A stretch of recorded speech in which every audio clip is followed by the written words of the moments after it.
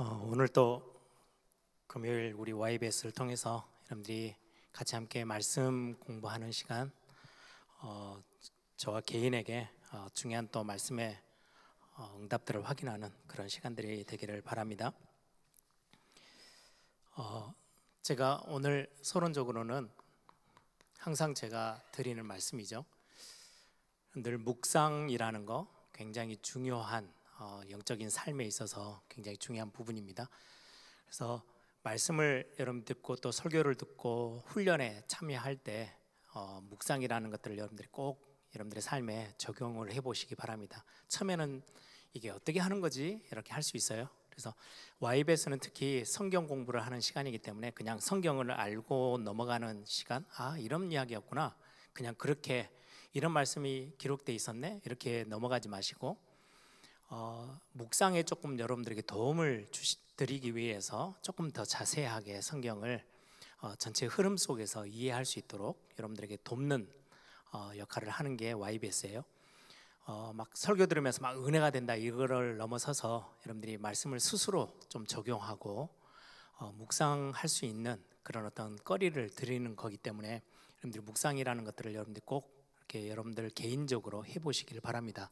그래서 묵상이라는 것을 좀 쉽게 설명드리면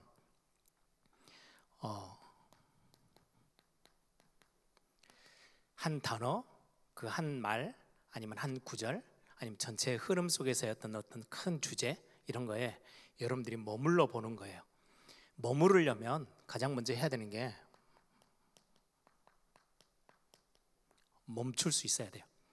우리가 그냥 막 이야기를 하면, 우리가 그렇죠, 뭐 상대편하고 대화하다가도 내가 이해가 잘 안 되면 잠깐만 다시 뭐라고? 이렇게 물어보잖아요. 멈추는 거예요. 성경의 말씀을 여러분들이 성경을 쭉 읽어 나가다가 뭔가 여러분들에게 뭔가 도전이 되어지고 다시금 좀 생각을 해봐야 되겠어 라고 하면 멈추고 그 단어에 좀 많이 머물러 보시면 하나님이 분명하게 우리에게, 우리 안에 계시는 성령 하나님께서 가르쳐 주신다고 말씀하고 계세요. 그래서 성령의 도우심을 받아서 여러분들이 말씀을 읽고 또 말씀을 듣고 훈련받는 중에 그 말씀들이 이 말씀에는 오늘 이 말씀을 통해서 하나님 나에게 주시는 메시지가 뭐지? 라고 여러분들이 한 번만 더 되묻기만 해도 그 안에서 하나님이 여러분들을 향해서 가르치시고 깨닫게 하시는 것은 굉장한 큰 응답이에요. 이게 잠깐만 되어져도 여러분들의 삶을 하나님이요 실제로 바꾸시고 치유하시는 일들이 일어납니다. 제가 우리 다락방 전도운동 하다 보면 호흡해라, 깊은 호흡해라, 좀 호흡을 좀 길게 해라, 뭐 이렇게 이야기를 하죠. 이제 연세 드신 분들은 그렇게 하기 조금 힘들어요. 호흡이라는 거는 절대는 무리하게 하면 훨씬 손해요.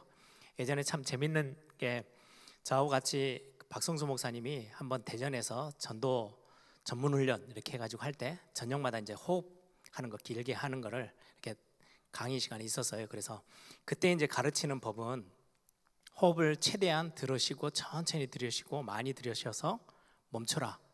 오래 멈추는 게 훨씬 건강에 중요하다.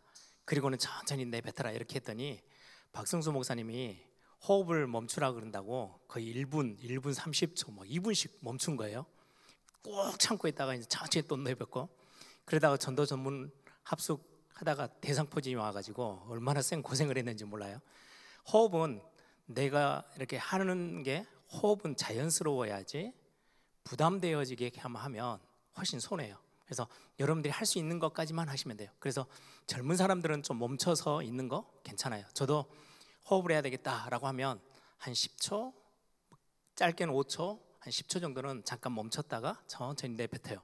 그러니까 멈추는 시간에 산소가 내 안에 들어왔던 게 조금 더 많이 몸 안으로 이렇게 들어갈 수 있는 여유 있는 시간을 주는 거죠.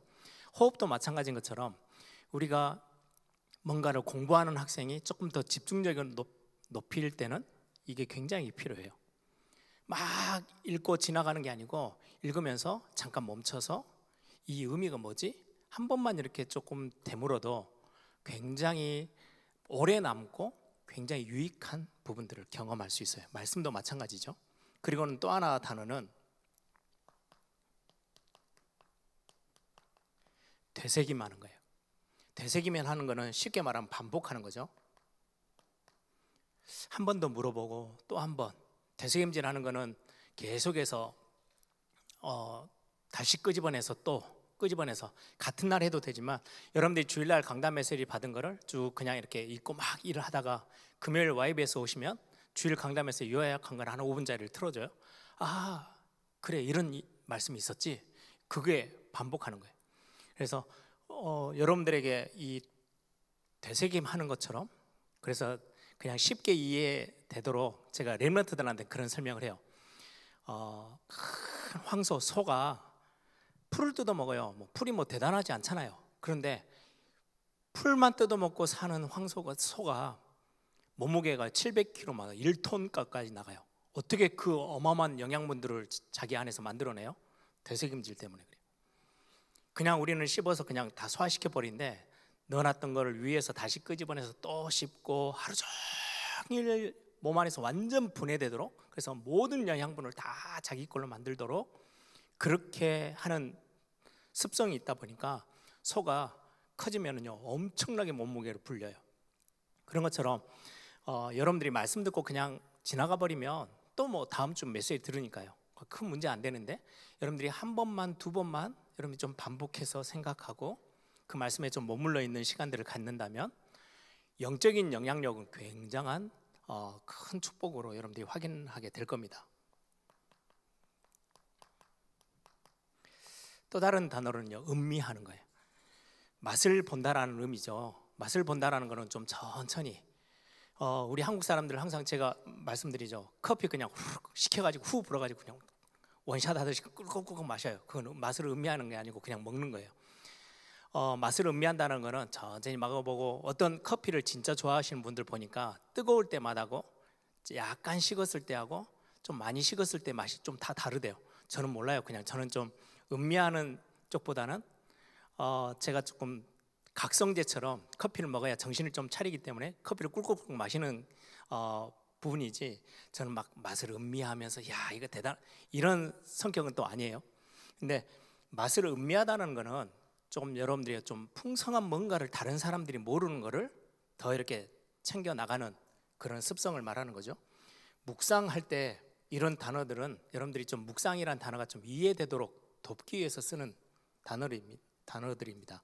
그래서 말씀을 조금 말씀 앞에 머물러 보시고, 한 주 강단 메시지를 딱 들었을 때, 또 YBS에서 성경 공부를 할 때 그냥 읽고 지나가던 성경 내용이었는데, 아 이런 말씀이었구나, 아 이런 배경이 좀 있었네, 이런 핵심적인 어떤 뭔가 주제가 있네, 이렇게 알면 그 본문이 훨씬 더 사실적으로 여러분들에게 다가오는 내용들이겠죠. 그거를 여러분들이 조금 머물러서 느껴보시는 건 굉장히 중요해요.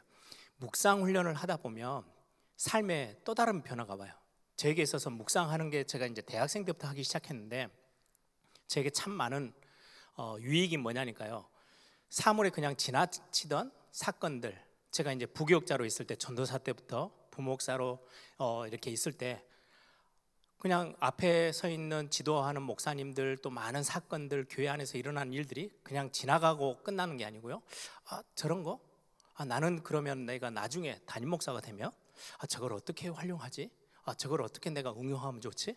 아 저 장점은, 아 저런 부분을 내가 반대로 나는 목회할 때 어떻게 하면 저런 어떤 실수를 하지 않게 될까? 이런 것들이 머무르니까 훨씬 저에게 에너지가 많이 되어지고 저에게 있어서 엄청난 유익을 가져다 줘요.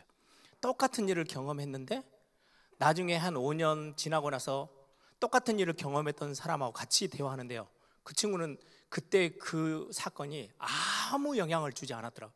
저에게는 엄청난 영향을 줬던 사건인데, 똑같은 일을 경험했는데 똑같은 시간에 같은 자리에 있었는데 그냥 그 일이 그냥 지나가 버린 사람도 있고, 그 일 때문에 인생에 굉장한 많은 응답으로 바꿔서 가지고 있는 사람도 있어요. 거기 뭐 차이냐니까요. 묵상하는 거예요. 말씀을 묵상하는 걸 훈련하다 보면 삶이 굉장히 윤택해져요. 그래서 단순하게 말씀 영적으로만 유익한 게 아니고, 말씀을 묵상하는 훈련을 하다 보면 삶에 있어서 다른 사람들은 쉽게 놓칠 수 있는 거를, 이 묵상의 훈련을 하다 보면 삶에서 아주 작은 거 하나도요 응답으로, 작은 거 하나도 감사의 제목으로 이렇게 가져오는 게 훨씬 쉬워져요. 그래서 여러분들이 묵상하는 이 훈련을 여러분들이 꼭 말씀 속에서 YBS 속에서도 여러분들이 해보시기 바랍니다. 오늘 출애굽기 14장을 함께 같이 볼 겁니다. 우리 13절, 14절 우리 전체에 대한 내용들을 간단하게 좀 살펴볼 건데요. 꼭 매장 14장 했으니까 다음 주에 15장 하고 그러진 않아요. 어떤 사건별로나 좀 중요한 주제들을 우리 성도님들과 좀 나눠야 될 부분들을 이렇게 하나하나 건너뛸 때도 있고 연결해서 할 때도 있는데, 오늘은 14장 전체적인 것들을 좀 같이 함께 살펴보려고 합니다. 그 주제적인 말씀은 13절, 14절입니다. 우리 함께 같이 한 목소리로 13절, 14절 같이 읽습니다. 모세가 백성에게 이르되 너희는 두려워하지 말고 가만히 서서 여호와께서 오늘 너희를 위하여 행하시는 구원을 보라. 너희가 오늘 본 애굽 사람을 영원히 다시 보지 아니하리라. 여호와께서 너희를 위하여 싸우시리니 너희는 가만히 있을지니라. 아멘. 제가 오늘 출애굽기 14장을 보고 제목을 붙이기를 하나님의 동행하심. 동행한다는 것은 같이 함께 가는 거예요. 같이 함께 가는데 이 안에는 하나님의 인도도 있고 하나님의 보호하심도 있어. 인도는 앞에서 우리가 어디로 가야 될지 모를 때 우리를 붙잡고 앞에서 이렇게 쭉 우리를 이끌어 주시는 개념이라면, 보호는 우리가 막 가는 부분에 있어서 이런저런 많은 일들이 생길 때 뒤에서 우리를 지켜, 꼭 부모가 자녀를 보호하듯이 먼저 앞서서 조그마한 애가 아장아장 걸어가면 부모는 보죠. 어디에서 위험 요소가 없는지 있는지, 그리고 뒤에서 혹시라도 넘어지지 않도록 지켜 보호해 주는 거. 인도는 이 아이가 어디로 가야 될지 모를 때는 오라고 앞으로 어떻게 한 발 한 발 걸어가야 될지를 가르쳐주고 방향도 가르쳐주고. 그래서 동행한다라는 거는 함께 하신다는 건데, 그냥 함께 한다는 의미 속에는 인도하심과 보호하심이 함께 들어있어요. 오늘 내용을 잠깐 함께 같이 보겠습니다. 출애굽기 전체 내용을 보시면 1장에서부터 13장 앞부분까지 보시면 이제 무교절, 유월절의 사건들까지 마무리를 딱 짓고 대개 나오게 되죠. 애굽에서 출애굽하는 그 과정들이 쭉 모세의 처음 부르심부터 시작해서 여기에는 하나님의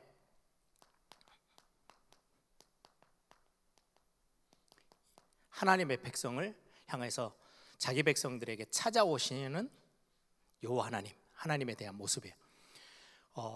우리의 연약한 우리를 구원하시기 위해서 우리를 찾아오시는 하나님의 모습처럼 자기 백성들을 찾아오시는 모습이 1장부터 13장까지 기록되어져 있어요. 그리고 나서 이제 애굽에서 출애굽 시키시죠. 13장 후반부터 시작해서 18장까지는 찾아오셔서 구원해 주시고 나서는 여기서부터는 오늘 제목에 있는 것처럼 동행하세요. 인도하시고 보호하시는 역할들이 여기에 나오게 됩니다. 특별히 13장에서 18절 이제 구체적으로 광야길을 접어들었죠. 우리 성도들의 구원받은 하나님의 자녀들의 삶을 구체적으로 보여주는 거예요. 순례자의 길, 순례자의 여정. 순례자로서 광야길을 걸어가는 데 있어서 여러 위험한 요소들을 경험하게 돼요. 그 요소를 맞부딪힐 때 하나님은 어떻게 동행하시면서 인도하실 때는 인도하시고 보호하실 때는 보호하셨는지를 우리는 성경을 통해서 특히 출애굽기 13장에서부터 18장까지는 보게 되고요. 19장에 와서는 시내산 언약에 대해서 이제 나오게 되죠. 나중에 19장 가면 이 말씀 좀 같이 함께 나누려고 합니다. 13장에서부터 18장까지는 한 6가지 사건이 이렇게 기록되어져 있어요. 오늘 홍해를 건넜던 거, 홍해 건너자마자 얼마 안 돼서 물이 없다고 소리칠 때 하나님이 물을 주셨는데 물을 찾아서 먹었는데 쓴물, 마라의 물, 그래 마라 사건, 마라의 물 그거 사건. 그리고는 만나를 허락하시고 또 물이 없다고 또 아우성칠 때 반석을 깨서 거기에서 물을 주셨던 그 사건. 그리고는 아말렉과의 전쟁. 그리고 나중에 중요한 모세가 지도자의 자리에서 중요한 역할을 할 수 있도록 이드로 장로와의 또 구체적인 만남과 그 사건들이 기록되어져 있어요. 그 일들을 보면 순례자의 여정은 구원받았으니까 모든 게 다 만사형통이 아니고요. 갈 때 홍해를 만나기도 하고 갔더니 응답이라고 생각하고 갔더니 엄청난 쓴물이에요. 이런저런 위기를 찾아오기도 하고 여러 가지 많은 응답도 또 보기도 하고 여러 가지 아말렉과의 싸움에서 공격을 당하기도 하고 여러 많은 순례자의 여정이 아주 적나라하게 기록되어 있는 게 광야에서 있어서의 이스라엘 백성들의 모습입니다. 우리가 이런 부분들을 좀 참고해야 되겠죠. 우리가 구원받은 하나님의 자녀가 이 땅을 살아가는 동안에는 뭐 이런저런 많은 일들을 경험하게 돼요. 그런데 결론은 뭐냐니까요? 그 가운데 하나님이 우리와 함께하고 계시는 거예요. 이스라엘 백성들을 광야로 내몰아서 그냥 뒤에서 구경만 하고 계시는 하나님이 아니시고 실제로 인도하시고 보호하세요. 그래서 지난주에 같이 함께했던 구름 기둥과 불 기둥을 가지고 철저히 자기 백성 삼으신 이스라엘 백성들과 함께 하나님이 동행하고 계심을 알게 하시는 거죠. 또 우리가 출애굽기를 보면은 훨씬 다른 성경보다는 많은 상징이 나와요. 이 상징에는 반드시 상징으로 끝나지 않고요, 실제가 있죠. 상징을 우리에게 보여줄 때는 실제의 모습들이 뒤에 있는 거예요. 몇 가지를 한번 살펴볼까요? 바로, 그리고는 모세. 어떻게 보면 바로와 모세, 여기에는 이스라엘 백성들이 있죠. 이런 어떤 대결 구도처럼 보이지만 그렇지 않아요. 실제로 바로는 사단을 상징해요. 세상 신, 세상 임금. 그리고는 이스라엘 백성, 이거는 이스라엘 백성 그냥 단순하게 모세와 이스라엘 백성이 아니고 여기는 구원받은 하나님의 성도, 또 교회를 상징합니다. 하나님께서 구원받은 큰 무리를 하나님이 부르셨어요. 그걸 교회예요. 지금의 하나님의 나라를 보여주는 교회. 그래서 바로, 그리고는 애굽이라는 나라는 세상을 상징해요. 이렇게 여러 가지 상징들이 있고 거기에는 많은 실제의 모습들이 있어요. 교회를 볼 수 있고 교회 안에 들어있는 하나님의 백성들을 통해서 성도의 모습들, 그리고는 하나님의 역사. 그래서 바로와 모세와의 대결 구도가 아니고요, 성경은 정확하게 설명합니다. 바로, 그리고는 여호와 하나님. 그래서 오늘 본문에도 이스라엘 백성들이 말씀해요. 바로가 지금 어마어마한 전차 부대를 끌고 지금 뒤에서 공격해 오는데 하나님이 말씀하시기를 이 전쟁은 너희들 것 아니야, 내 거야. 이스라엘 백성들이 싸워야 될 싸움이 아니고 구원받은 하나님의 백성들을 인도하고 계시는 하나님이 이 싸움은 내 거야. 너희는 가만히 있어서 오늘 여호와께서 행하시는 구원을 봐라. 굉장히 중요한 영적 구도죠. 세상 나라와 하나님의 나라의 싸움으로 성경은 자꾸자꾸 이 부분들을 보여주고 있어요. 그리고는 오늘 10가지 재앙, 그리고는 홍해. 특히 이 홍해바다 사건은 뭘 의미하냐니까요, 이미 유월절 사건을 통해서 구원받아 왔어요. 구원받아서 이제는 홍해바다를 건너는 걸 보고 구약 성경에서, 신약 성경에서는 세례받았다라고 표현을 해요. 그런데 구원받은 하나님의 백성들을 뒤에 자꾸 애굽의 군대들이 쫓아와요. 이건 굉장히 구원받기 전에 우리의 삶의 모습들, 우리의 습성들, 우리를 괴롭히고 우리를 저주 가운데로 끌고 갔던 세상 것들이 구원받고 나면 다 끝나버리는 게 아니고 여지없이 우리를 뒤에서 자꾸 우리에게 공격을 가해오는 모습들을 성경은 보여주고 있어요. 그런데 우리는 참 감사한 게 홍해 이 사건을 통해서 이스라엘 백성들은 마른 땅으로 다 건너갔고, 그리고는 그 뒤쫓아오던 애굽의 군대들은 완전히 바닷물에 수장시켜서 멸절시켜버려요. 과거 문제 완전히 끝났다라는 거예요. 아무리 여러분들을 괴롭히게, 여러분들을 막 흔들려고 하는 그 모든 거, 여러분들에게 구원받은 여러분들을 막 괴롭히고 흔들고 두려움을 가져다 주는 과거의 것들, 세상 것들, 그게 여러분들을 절대로 덮치지 못하도록 하나님이 구원의 어마어마한 축복 속에서요, 완전 과거는 청산됐어, 끝났어 라고 말씀하시는 메시지가 또 홍해 사건 속에서도 기록되어져 있습니다. 오늘 14장은 그런 어떤 의미들이 훨씬 더 많이 또 포함되어져 있어요. 오늘 그러면 본문을 한번 잠깐 살펴보겠습니다. 1절부터 보시면, 2절에 보시면 이스라엘 자손에게 명령하여 돌이켜 바다와 믹돌 사이에 비하히롯 앞 곧 바알스본 맞은편 바닷가에 장막을 치게 하라. 많은 학자들이 여기가 어딜까? 이제 여기에서부터 이제 홍해 바다를 건너게 됐던 그 지도상에서 위치잖아요. 많은 성경학자들이 다 달라요. 여기냐 저기냐, 뭐 여기는 홍해 바다, 이쪽은 뭐 성경하고 내용이 다르다, 맞다 막 하네요. 학자들도 헷갈리는 거를 우리가 그걸 막 찾으려고, 정답을 찾으려고 애쓸 필요는 전혀 없어요. 하나님이 어디 정하신 곳이 있어 라고 그냥 여러분들이 성경에 있는 대로, 모르는 거는 모르는 대로 넘어가시면 돼요. 그걸 가지고 막 들이파봤자 아무 답이 없어요. 왜냐니까요, 지금 이 지형은 모세가 기록했다 하면요 벌써 거의 4,000년 전이에요. 4,000년 전, 아무리 역사학자들이 4,000년 전을 뭐 따지고 다 해도 알 수가 없죠. 그냥 우리는 추정하는 뿐이고요. 그래서 하나님이 어디 정하신 곳에 지금 머물러 있어요. 3절에 바로가 이스라엘 자손에 대하여 말하기를 그들이 그 땅에서 멀리 떠나 광야에 갇힌 바 되었다 하리라. 사실은 세상 사람들이 신앙생활하는 여러분들을 보면서 제일 많이 답답해하는 거죠. 저 사람들 신앙생활 한다더니 갑자기 예수 믿더니 영 답답해졌어. 예, 그렇게 보일 수 있어요. 그런데 그것보다 훨씬 중요한 거는, 애굽에 있는 게 그러면 살만한 겁니까? 아니에요.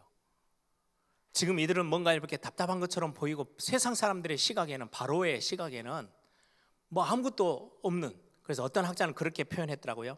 향방 없는 자리, 어디로 가야 될지 모르는 그 모습처럼 세상 사람들이 예수 믿는 사람들을 볼 수 있대요. 그런데 그게 아니죠.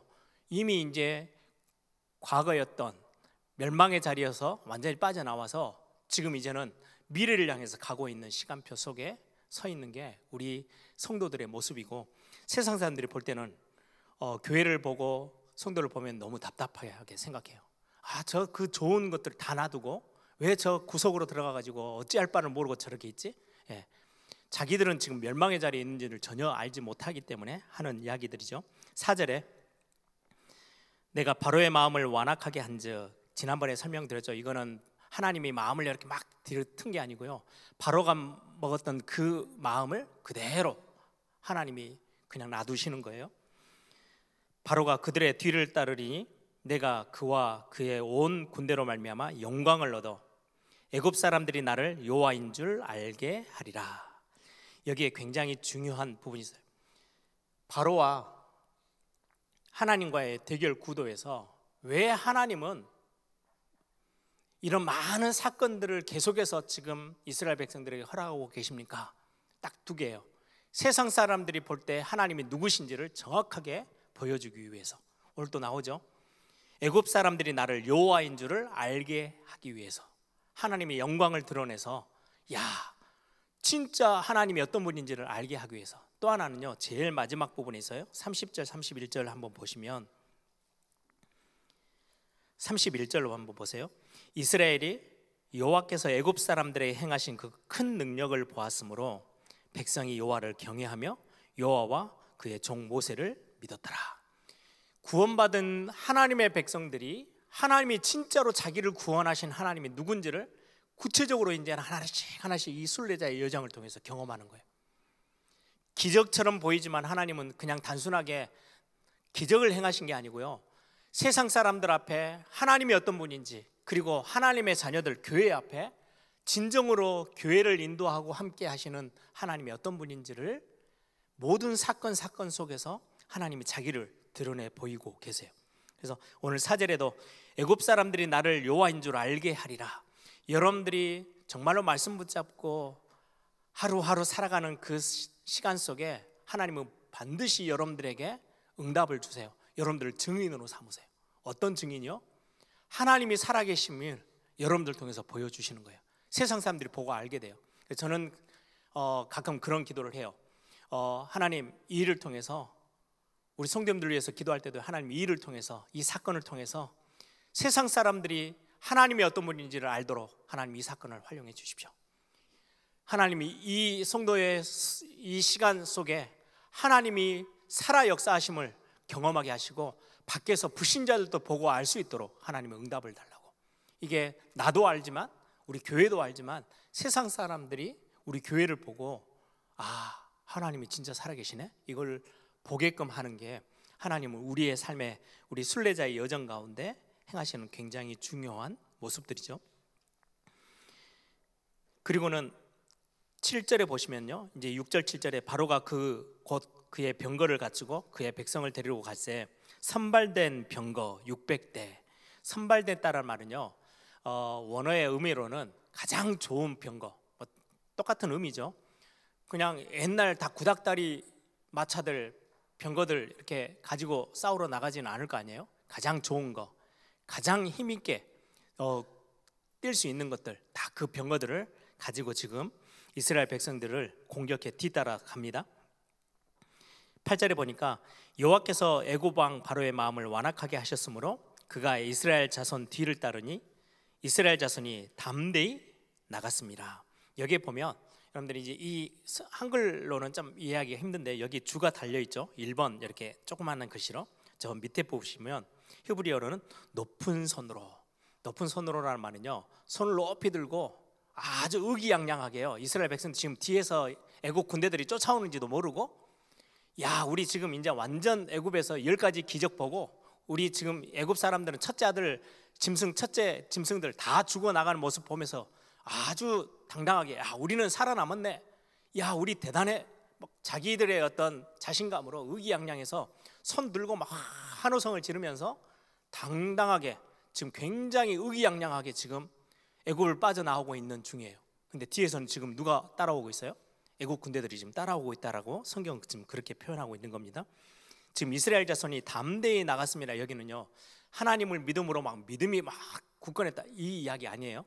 그냥 의기양양해서 막 신나서, 야, 우리 이제 완전 해방돼 가지고 지금 나가는 거네, 이렇게 해서 완전 흥분해서 지금 나오고 있는 모습을 지금 8절에는 기록하고 있습니다. 왜냐하면 그 바로 뒤에 보시면 바로가 가까이 왔을 때 10절에 가까이 올 때 이스라엘 자손이 눈을 들어본즉 애굽 사람이 자기들 뒤에 이른지라 이스라엘 자손이 심히 두려워하여 여호와께 부르짖고. 의기양양하게 나왔는데 어느 날 갑자기 소리가 막 뒤에서 소리 지르면서 막 어마어마한 뭔가 느낌이 있어요. 뒤를 돌아서 눈을 들어 보니까 애굽 최고의 전차 부대가 뒤에서 쫓아오네요. 그것 때문에 엄청난 두려움에 휩쓸려 있음을 10절은 보여줍니다. 그래서 11절, 12절을 보면 다시금 옛날 딱 노예 근성이 다시 나와요. 구원받은 하나님의 백성이 세상 나가서 이제, 야, 우리 구원받아서 난 하나님의 자녀야, 이렇게 살다가 사건 하나 딱 만나면 또다시 옛날로 돌아가는 우리의 모습들을 성경은 아주 구체적으로 보여줘요. 우리의 연약함을 성경은 그대로 드러내 보여주고 있는 거죠. 11절, 12절 우리 같이 함께 읽어볼까요? 그들이 또 모세에게 이르되 애굽에 매장지가 없어서 당신이 우리를 이끌어내어 이 광야에서 죽게 하느냐? 어찌하여 당신이 우리를 애굽에서 이끌어내어 우리에게 이같이 하느냐? 우리가 애굽에서 당신에게 이른 말이 이것이 아니냐? 이르기를 우리를 내버려 두라. 우리가 애굽 사람을 섬길 것이라 하지 아니하더냐? 애굽 사람을 섬기는 것이 광야에서 죽는 것보다 낫겠노라. 엄청난 옛날 그 불신앙 끄집어내죠. 우리가 신앙생활하면서 저도 이런 구절들을 보면서 내가 좀 말을 많이 조심해야 되겠다, 이런 생각을 해요. 그러니까 이스라엘 백성들이, 야, 매장지가 없어서 우리를 이곳으로 애굽에 있던 우리를 광야로 데리고 왔냐? 이렇게 말을 하잖아요. 사실은 그 말이 열매를 맺어가지고 이 불평불만하던 사람들이 광야를 하나님이 매장지 삼아서 다 묻었어요. 그래서 참 우리 신자들의 어떤 말은 굉장히 힘이 있습니다. 그래서 여러분들이 될 수 있으면 많은 감사의 제목들을 여러분들의 입술에 품고 가는 것은 굉장히 우리 신앙생활에 도움이 되어져요. 이들이 우리의 이 광야를 우리 매장지로 삼으려고 그러냐? 우리 애굽에는 굉장히 그때만 해도 시체가 생기면 사람이 죽고 나면 그걸 약품 처리해가지고 막 그런 어떤 지금도 애굽 땅에는 엄청난 매장지들 막 피라미드 다 좀 묘들이죠. 이런 매장들을 눈에 보고 살았던 이스라엘 백성들이 있기 때문에 그게 이렇게 연상이 되어져서 그런 게 없어서 지금 이곳까지 우리가 묻힐 데가 없어서 광야로 우리를 데리고 왔냐? 이렇게 했는데 진짜 하나님이 그 말대로 그 불신앙하는 사람들요 40년 계속 광야 생활하면서 거기에 전부 다 거기를 자기들의 매장지로 하나님이 삼으셨던 모습들도 우리가 생각을 하게 됩니다. 그때 이제 13절 모세가 백성에게 이르되 너희는 두려워하지 말고 가만히 서서 여호와께서 오늘 너희를 위하여 행하시는 구원을 보라. 너희가 오늘 본 애굽 사람을 영원히 다시 보지 아니하리라. 여호와께서 너희를 위하여 싸우시리니 너희는 가만히 있을지니라. 우리 아까 읽었던 본문이죠. 두려워하지 말라. 이거는 책망하시는 건 아니에요. 우리에게 두려움이라는 거는요 문제를 만났을 때 어느 누구든지 우리에게도 이런 어떤 두려움의 감정들은 와요. 그런데 괜찮아, 두려워하지 마. 그 다음 말이요 가만히 있어라. 이거는 우리에게 어떤 사건이 생기고 위기가 오고 문제가 왔을 때 여러분들 두려움에 떠는 사람들의 모습이 어때요? 막 우왕좌왕해요. 막 이거 해야 될까 저거 해야 될까 누구에게 찾아가야 되나 막 어쩔지를 몰라 해요. 그런데 그러지 마. 가만히 있어. 그건 굉장히 신앙생활함에 있어서요 믿음의 어떤 색깔 중에 하나예요. 딱 버틸 수 있는 힘이에요. 이것저것 막 내 마음에 막 불안함이 생겨가지고 어째야 될 뻔 모르는데 아니야. 진짜 하나님이 행하실 일들을 바라보면서 믿음 가지고 조금만 버텨. 네가 막 이것저것 인본주의 쓰지 말고 하나님이 행하시는 그 시간표 앞에 조금만 잠깐 머물러 있어. 지금 성경은 그렇게 설명하고 있는 거죠. 구원을 봐라 라고 말씀하고 있어요. 우리 히브리서 11장 29절 한번 같이 함께 찾아볼까요?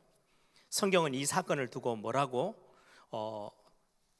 해석을 하고 계시는지를 우리가 히브리서를 통해서 한번 확인해 보겠습니다.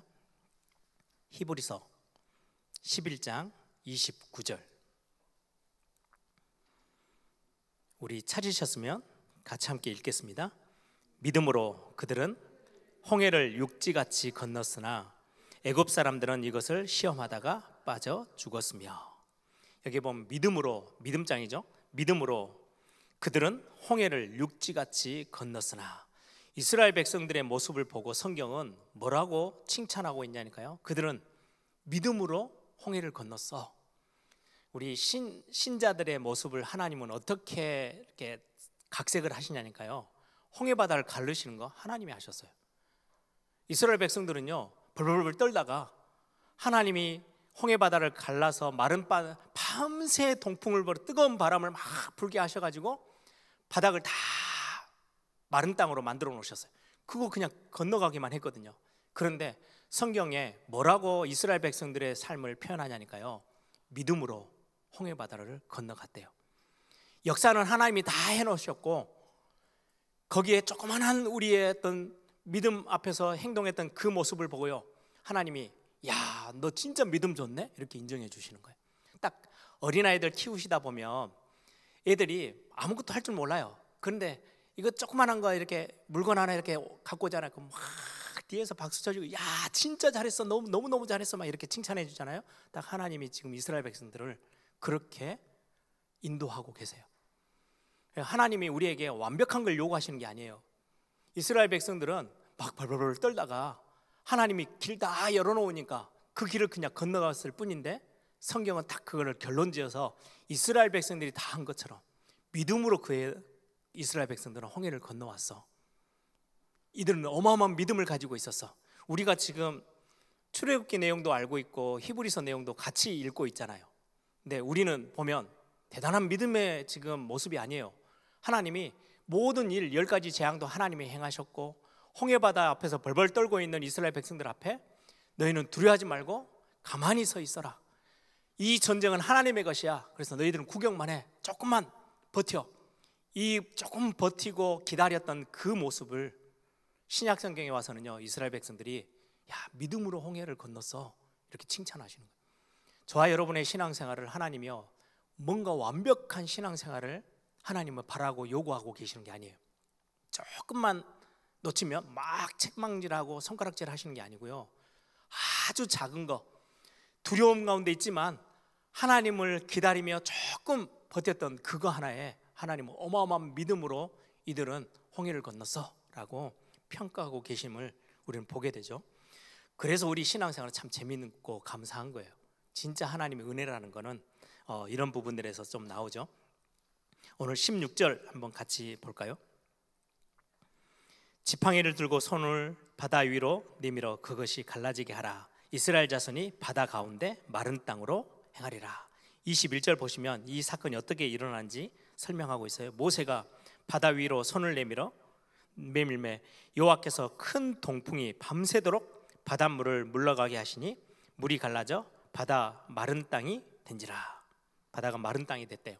밤새 바람이 불어서 양쪽 벽으로 물을 다 갈라서게 만들고는 밑에는 이스라엘 백성들이 편안하게 지나갈 수 있도록요, 완전히 그 젖어있던 땅을 다 마른 땅으로 만들어 주셨어요. 이거는 굉장히 또 다른 영적인 부분으로 해석을 하면, 죄 가운데서 어떻게 해야 될지 모르는 이스라엘 백성들 앞에, 또 하나님의 백성들 앞에 십자가 사건으로 인해서 휘장을 완전히 딱 갈라버리셨어요. 그리고는 구원의 길을 완전히 여셨던 그 사건을 이렇게 또 그림처럼 설명하고 있는 모습이기도 합니다. 우리 19절, 우리 같이 한 목소리를 한번 읽어보겠습니다. 19절입니다. 이스라엘 진 앞에 가던 하나님의 사자가 그들의 뒤로 옮겨가매 구름 기둥도 앞에서 그 뒤로 옮겨. 지금 이스라엘 백성들을 쫓아오는 애국 군대들이 뒤까지, 바로 앞에 저 뒤까지 쫓아왔어요. 그때 하나님이 지금 가나안 땅으로 지금 광야길로 인도하셔서 계속해서 구름 기둥이 앞으로 가면 가는 거고, 솟아오르면 이제 움직일 준비를 하고, 멈춰서면 거기 이제 진을 풀고, 이게 이스라엘 백성들이 인도하는 굉장히 중요한 구름 기둥인데, 오늘 19절에 보니까요, 이 구름 기둥이 여호와의 사자가 그들의 뒤로 옮겨서 보호하기 시작해요. 그래서 동행의 의미에는 인도도 있지만 보호도 있어요. 그래서 하나님이 우리와 함께 하신다는 이 사건 속에는, 이 영적인 의미에는요, 답에는 우리를 인도하시고, 여러분들이 어디로 가야 될지 모를 때 말씀 따라 우리가 인도받도록도 하시고, 우리에게 위기가 찾아오고, 지금 13장에서부터 18장까지는 여러 사건들이 지금 나오죠. 마라의 쓴물을 경험하고 물이 없어서 있을 때, 아말렉 군대들이 쳐들어왔을 때, 여러 사건 속에서 하나님이 철저히 이스라엘 백성들, 하나님의 백성들을 지키고 보호하시고 답을 주시고 계시는 모습들을 양쪽 면을 다 보게 됩니다. 19절 다시 한번 읽을게요. 이스라엘 진 앞에 가던 여호와의 하나님의 사자가, 앞에 가던 인도하던 하나님의 사자가 그들의 뒤로 옮겨가매 구름 기둥도 앞에서 그 뒤로 옮겨서 여호와의 진, 이스라엘 진 사이에 딱 머물러서 이들을, 뒤에 있는 애굽 군대들이 더 이상 앞으로 나오지 못하도록 딱 막아서고 있죠. 막아서 있는 동안에 하나님은 홍해 바다를 다 가르셨어요. 인도자에서 보호자로 완전히 탈바꿈해서 하나님의 백성들을 지키는 모습들을 우리 성경을 통해서 확인하게 됩니다. 우리 21절부터 마지막 31절까지는 이제 이스라엘 백성들이 다 홍해를 건너고 와서는 기다리고 이제 산 위에서 보고 있죠. 애국 군대들이 이제 마른 땅이다 보니까 우리도 갈 수 있어요. 확 뛰어들었다가 완전히 물에 몰살되는 모습이 기록됩니다. 29절에 보시면, 그러나 이스라엘 자손은 바다 가운데를 육지로 행하고 물이 좌우에 벽이 되었더라. 애국 군대들은 완전히 물에 수장돼서 몰살됐는데, 이스라엘 백성들은 양쪽 벽이 다 물이 벽이 되어져 있고 마른 땅으로 건너서 구원의 길로 인도받았던 거, 같은 사건인데 다른 결과물이 나오죠. 하나님의 백성들, 하나님의 구원받은 하나님의 자녀들에게 불신자와 똑같은 사건 앞에서도 우리에게는 합력해서 선을 이루시고, 불신자는 그 일 때문에 멸망의 길로 가는 거예요. 여러분들 하나님의 자녀라는 이 축복은요, 어떻게 설명할 수 없을 만큼의 어마어마한 축복이죠. 오늘 30절 31절이 결론입니다. 그날에 여호와께서 이같이 이스라엘을 애굽 사람의 손에서 구원하시매 이스라엘이 바닷가에서 애굽 사람들이 죽어 있는 것을 보았더라. 이스라엘이 여호와께서 애굽 사람들에게 행하신 그 큰 능력을 보았으므로 백성이 여호와를 경외하며 여호와와 그의 종 모세를 믿었더라. 하나님이 어떤 분인지를 이 사건 하나하나를 경험해 가면서 구원에 이제 들어온 하나님의 백성들이 조금씩 눈이 열리기 시작하는 거죠. 반대로 또 불신자들도 여러분들의 삶의 응답들을 보면서 하나님이 어떤 분인지를 실제로 이렇게 경험하게 됩니다. 이제 광야의 순례자의 여정을 시작한 하나님의 자녀들에게 하나님은 어떻게 함께 계시는지, 어떻게 인도하시고 어떻게 보호하시는지를 이제 성경을 통해서 하나하나 이렇게 구체적으로 보여주는 내용이 이제 앞으로 계속해서 나오게 됩니다. 여러분들 오늘 이 말씀 통해서 우리 하나님의 구원받은 하나님의 자녀들, 내 앞에 하나님의 인도하심과 보호하심이 항상 있구나. 하나님이 많은 사건들 속에서 하나님이 어떤 분인지를 체험케 하기 위해서 오늘 또 이 사건을 나에게 허락하셨구나. 여러분들이 많은 일과 또 시간표 속에서 하나님을 경험하고 하나님의 실제를 체험케 되어지는 그런 응답의 또 시간이 되기를 소망합니다. 우리 한번 다 같이 한번 기도하겠습니다. 너희는 두려워 말고 가만히 서서 여호와께서 오늘 행하시는 구원을 보라 라고 말씀합니다. 하나님, 우리의 눈을 들어서 상황 가운데 흔들리지 아니하고 정말 하나님이 행하시는 일들을 보고 하나님의 능력을 체험케 되어지는 우리의 일상, 우리의 삶이 되어지도록 축복해 달라고, 우리의 영적인 눈을 열어달라고, 믿음의 눈을 열어달라고 우리 한번 다 같이 한번 통성으로 함께 기도하겠습니다.